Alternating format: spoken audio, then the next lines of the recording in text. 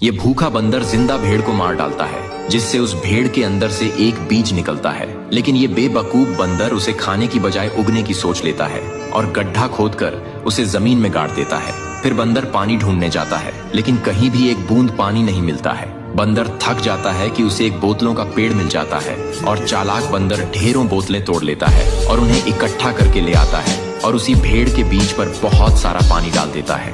अगले दिन जब बंदर देखता है तो पेड़ ढेरों भेड़ से लदा होता है। बंदर भेड़ को मजे से खाता है और रोने लगता है। फिर लाइक सब्सक्राइब नहीं किया।